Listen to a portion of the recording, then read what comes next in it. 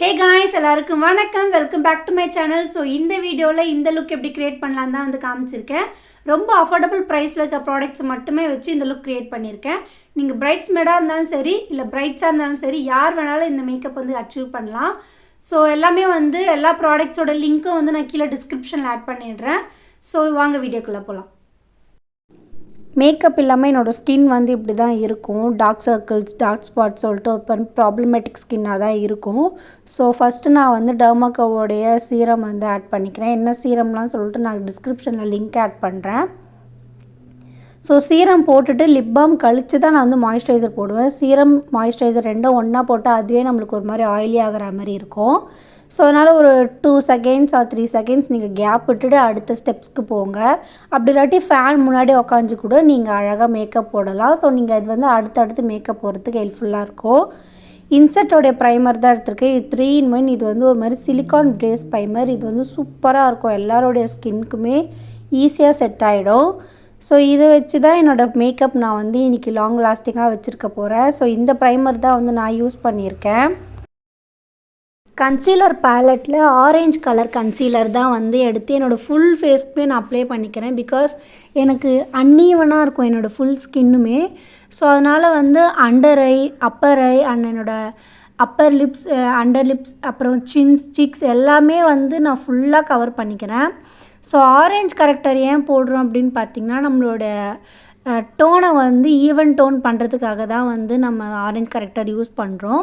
உங்கள் ஃபவுண்டேஷன் ஷேடில் நீங்கள் போட்டாலும் கூட நீங்கள் ஆரஞ்சு கரெக்டர் எந்த கன்சீலிங்கும் எந்த ஒர்க்கும் பண்ணாமல் நீங்கள் ஸ்ட்ரைட்டாக ஃபவுண்டேஷன் போட்டிங்க அப்படின்னா உங்களோட ஃபேஸ் பார்த்திங்கன்னா ஒரு மாதிரி க்ரே ஆகிடும். ஸோ அது வந்து நல்லா இருக்காது. ஒரு மாதிரி கேக்கியாக அது ஒரு மாதிரி பேட்சியாக இருக்கும். அது நல்லா இருக்காது. ஸோ இந்தமாதிரி நம்ம கன்சீல்லாம் பண்ணிவிட்டு அதுக்கப்புறமா நம்ம வந்து ஃபவுண்டேஷன் யூஸ் பண்ணும்போது நம்மளோட ஸ்கின் பார்க்க ஈவனாக இருக்கும். அண்ட் சீக்கிரத்தில் வந்து மெல்ட் ஆகாது. நம்மளுடைய ஃபவுண்டேஷன் எல்லாமே வந்து அழகாக செட் ஆகி இருக்கிறதுனால நம்மளுடைய ஃபேஸில் மேக்கப் வந்து ரொம்ப நேரத்துக்கு லாங் லாஸ்டிங்காக இருக்கும். இந்த வீடியோவில் ஒன்று நோட் பண்ணியிருப்பீங்கன்னு நினைக்கிறேன். ஸோ என்னோடய ஃபுல் மேக்கப்பையும் வந்து நான் ஃபிங்கர்ஸாலேயே வந்து டேப் பண்ணிகிட்ருக்கேன். ஸோ ஃபவுண்டேஷன் போடுறதுக்கு மட்டுமே ஃபவுண்டேஷன் ப்ரெஷ்ஷும் கன்சீலிங் பண்ணிட்டதுக்கப்புறமா எக்ஸ்ட்ராஸை ரிமூவ் பண்ணுறதுக்காக மட்டும் பியூட்டி பிளெண்டரை நான் வந்து யூஸ் பண்ணியிருக்கேன். ஸோ நீங்கள் வந்து ஃபஸ்ட் டைம் வந்து மேக்கப் போடுறீங்க அப்படின்னும் போது உங்கள் ஃபிங்கர்ஸாலே வந்து பிளெண்ட் பண்ணிக்கோங்க. அப்போ தான் வந்து உங்களுக்கு ஒரு ஐடியா தெரியும் எந்த இடத்துல வந்து எவ்வளோ குவான்டிட்டியான ப்ராடக்ட்ஸ் போடணும் அண்ட் எந்த இடத்துல வந்து எவ்வளோ போடணும் அப்படின்ட்டு உங்களுக்கு ஒரு ஐடியா கிடைக்கும். ஸோ ஃபஸ்ட் டைம் நீங்கள் போடும்போதே வந்து ப்ரெஷ் யூஸ் பண்ணி நீங்கள் போட்டிங்க அப்படின்னா குவான்டிட்டி அதிகமாக எடுத்துகிட்டு அப்புறமா உங்களால் வந்து என்ன பண்ணுறதுன்னு தெரியாது. ஸோ அது வந்து உங்களோட ஃபுல் ஃபேஸில் போட்டு ஃபேஸ் ஒரு கலர், நெக் ஒரு கலராக மாறிடும். ஸோ அதனால் நீங்கள் வந்து கையிலேயே ஃபஸ்ட்டு வந்து பிளெண்ட் பண்ண பாருங்கள். அதுக்கப்புறமா பியூட்டி பிளெண்டரை வச்சு டேப் பண்ணி பாருங்கள். நெக்ஸ்ட்டு நீங்கள் வந்து ப்ரெஷ்ஷுக்கு ட்ரை பண்ணுங்கள். ஸோ நெக்ஸ்ட்டு வந்து நான் இப்போ என்ன பண்ணுறேன்னு பார்த்தீங்கன்னா, கன்சீலிங் பண்ணி முடிச்சுட்டு என்னை விட 2 ஷேட் எக்ஸ்ட்ராவாக இருக்கிற, அதாவது என்னோடய 2 ஷேட் ஃபேராக இருக்கிற ஸ்கின் டோனில் இருக்கிற கன்சீலிங் வந்து ஆரஞ்சு கரெக்டர் மேலேயே வந்து நான் மறுபடியும் கொடுக்குறேன். ஸோ இந்தமாரி கொடுக்கும்போது பார்த்திங்கன்னா உங்களோட ஆரஞ்சு கரெக்டரும் சரி, உங்கள் ஃபவுண்டேஷனும் சரி மிக்ஸ் ஆகாமல் இருக்கும். அது மூவ் ஆகாமல் உங்களை வந்து லாக் பண்ணி வச்சுக்கோ. இந்த கன்சீலிங் மெத்தட் நீங்கள் ட்ரை பண்ணிங்கன்னா, கன்சீலிங் பண்ணுறது எதுக்கு அப்படின்னு பார்த்தீங்கன்னா, நம்மளோட ஸ்கின்னை வந்து ஹைலைட் பண்ணி காட்டுறதுக்காக தான் வந்து நம்ம கன்சீல் பண்ணுறோம். ஸோ கன்சீல் பண்ணுறதுக்கு நிறைய பேர் பயந்துக்கிட்டே வந்து அது அது போட்டால் வந்து ரொம்ப பளிச்சுன்னு தெரியுது, அது நல்லா இருக்க மாட்டேங்குது அப்படி சொல்கிறீங்க. ஸோ அது வந்து என்ன ஆகும்னு பார்த்தீங்கன்னா, நீங்கள் ஒரு 15 minutes to 30 minutes நீங்கள் டைம் கொடுத்தீங்க அப்படின்னா அது உங்களோட ஃபேஸோட ஷேட்லேயே வந்து அது மாறிடும். ஸோ மாறினதுக்கப்புறம் வந்து உங்களோட ஃபேஸ் டோனில் இருக்கும் போது அது பார்க்க அழகாக இருக்கும். ஸோ ஸ்டார்டிங் எப்பவுமே போட்டும் போது நம்மளுக்கு எப்போவுமே ஃபேராக இருக்க மாதிரி தான் தெரியும். நீங்கள் கொஞ்சம் கொஞ்சமாக டைம் கொடுக்க அது அழகாக வந்து உங்கள் ஸ்கின் டோன்லேயே மாறிடும். ஸோ நான் லைட்டாக செட்டிங் ஸ்ப்ரே போட்டுட்டு அதுக்கப்புறமா என்னோடய எக்ஸாக்ட் ஷேட் ஃபவுண்டேஷன் எடுத்து அதில் லைட்டாக செட்டிங் ஸ்ப்ரே வந்து ஸ்ப்ரே பண்ணிவிட்டு அதுக்கப்புறமா என்னோடய ஃபேஸில் வந்து என்னோடய ஃபவுண்டேஷன் நான் போட்டுக்கிறேன். ஸோ ஃபவுண்டேஷனையும் வந்து நான் எங்கெங்கே எவ்வளோ அப்ளை பண்ணணுன்றதை நான் கரெக்டாக ஃபிங்கர்ஸாலே அப்ளை பண்ணிவிட்டு அதுக்கப்புறமா தான் என்னோடய ப்ரெஷ்ஷை வச்சு நான் ஃபுல் ஃபேஸ்லேயே வந்து ஃபவுண்டேஷன் அப்ளை பண்ணுறேன். ஸோ ஃபவுண்டேஷன் போடும்போது நீங்கள் வந்து டவுன்வர்ட்ஸ் டைரக்ஷனில் வந்து ஃபவுண்டேஷன் அப்ளை பண்ணுங்கள். ஸோ அந்த மாதிரி அப்ளை பண்ணும்போது அழகாக ஈவனாக வந்து அப்ளை ஆகும். ஃபேஸ்க்கு மட்டும் போடாமல் ஜா லைன்லேயும் சேர்த்து போட்டுட்டு அதுக்கப்புறமா நெக்குக்கும் சேர்த்து போடுங்க. அப்படி இல்லாட்டி அப்படின்னா ஜா லைனில் நீங்கள் வந்து ஜாயின் பண்ணல அப்படின்னா உங்களோட ஃபேஸ் ஒரு கலர், நெக் ஒரு கலரில் தெரியும். ஸோ மறக்காமல் ஜா லைன்லேயும் வந்து கொஞ்சம் ஃபவுண்டேஷன் அப்ளை பண்ணிக்கோங்க. இப்போ நான் அப்ளை பண்ணுறேன் இல்லையா, ஸோ ஜா லைனையும் நெக்கையும் சேர்த்த அந்த லைனில் வந்து அழகாக ஃபவுண்டேஷன் அப்ளை பண்ணிவிட்டு அதுக்கப்புறமா நெக்லேயும் வந்து அப்ளை பண்ணிக்கோங்க. அண்ட் காதை மிஸ் பண்ணுறாதீங்க. காதில் வந்து நெக்குக்கு அப்ளை பண்ணிவிட்டு எக்ஸ்ட்ரா இருக்கிறத மட்டும் நீங்கள் காதில் அப்ளை பண்ணுங்கள்.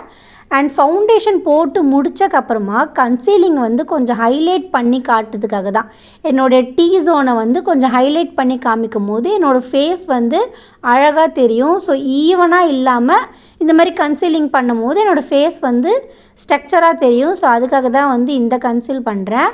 ஸோ இது வந்து எக்ஸ்ட்ரா என்னோடய ஒரு ஷேட் வந்து ஃபேராக இருக்க டோன் எடுத்து என்னோடய டீ ஜோனில் மட்டும் அப்ளை பண்ணி அங்கே மட்டுமே நான் டேப் பண்ணிக்கிறேன். ஃபுல் ஃபேஸ்க்கு நான் கொண்டு போகல.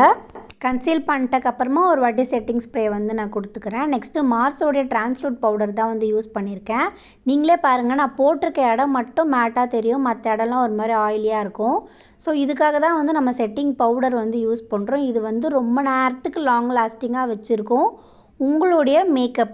ஸோ நீங்கள் கண்டிப்பாக ஒரு செட்டிங் ஸ்ப்ரே பண்ணிவிட்டு ஒரு 2 செகண்ட்ஸ் போல் விட்டுட்டு அதுக்கப்புறமா வந்து இந்த மாதிரி பவுடர் போடுங்க. ஸோ அது வந்து மேக்கப் வந்து மூவ் ஆகாமல் through out the day long லாஸ்டிங்காக இருக்கும். அடுத்து வந்து ஐஷேடோ தான் வந்து யூஸ் பண்ணுறேன். ஐஷேடோக்கு வந்து என்னோடய எக்ஸாக்ட் ஷேடில் இருக்கிற ப்ரௌன் ஷேட் தான் வந்து ஃபஸ்ட்டு என்னுடைய ஹைலைட்ஸில் வந்து கொடுத்துக்கிட்டேன். அதுக்கப்புறமா டார்க் ப்ரௌன் கலர் வந்து என்னுடைய லேஷ் லைனில் மட்டும் கொடுத்துக்கிட்டேன். அண்ட் நான் வந்து இப்போ சாரீ வியர் பண்ண போகிறேன் அப்படின்றதுனால லைட்டாக ஒரு ஷிம்மரி ஷேடு இருந்தால் நல்லாயிருக்கும் இல்லையா. ஸோ ரோஸ் கோல்ட் கலரில் ஒரு ஷிம்மரி ஷேட் வந்து இருந்தது, அதை வந்து என்னோடய லேஷ் லைனில் அப்ளை பண்ணிக்கிறேன். எக்ஸ்ட்ராஸ் இருக்கிறத மட்டும் என்னுடைய கீழே இருக்க லேஷ் லைனில் வந்து அப்ளை பண்ணிக்கிறேன். அண்ட் கண்ணு இன்னும் கொஞ்சம் போல்டாக இருந்தால் நல்லாயிருக்கும்னு சொல்லிவிட்டு நான் வந்து காஜெல்லாம் வந்து அப்ளை பண்ணேன். ஸோ ஃபஸ்ட்டு நான் இது வரைக்கும் பண்ணி பார்த்தேன், இதுவே நான் போதும் அப்படின்னா இதோட விட்டுடலாம் அப்படின்ட்டு. ஸோ அதுக்கப்புறமா வந்து ஐப்ரோ வந்து போட்டேன். ஐப்ரோ வந்து லைட்டாக கோம் மட்டும் பண்ணேன்.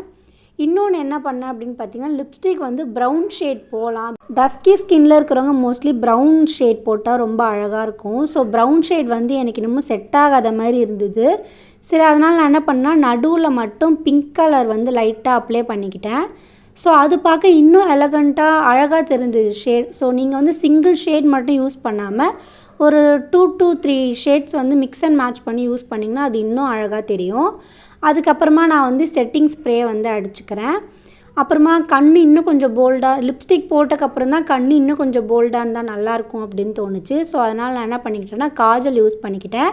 லைனருக்கும் வந்து காஜலே யூஸ் பண்ணிவிட்டு நான் லைட்டாக வந்து ஆங்கிள் ப்ரஷ் வச்சு லைட்டாக ஸ்மட்ச் மட்டும் நான் பண்ணி விட்டுக்கிட்டேன். லேஷஸ் எதுவும் வைக்கல. ஸோ மஸ்காரா மட்டுமே போதும்னு சொல்லிவிட்டு மஸ்காரா மட்டும் வச்சுட்டேன்.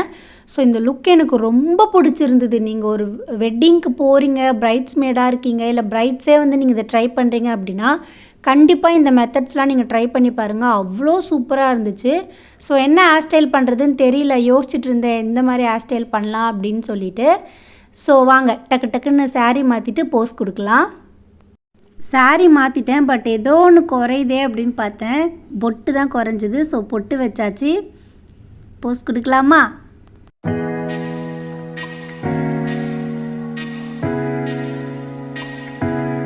வீடியோக்கு அவ்வளோதான். இதோட நெக்ஸ்ட் வீடியோவில் பார்க்குறேன். டாட்டா பாய்.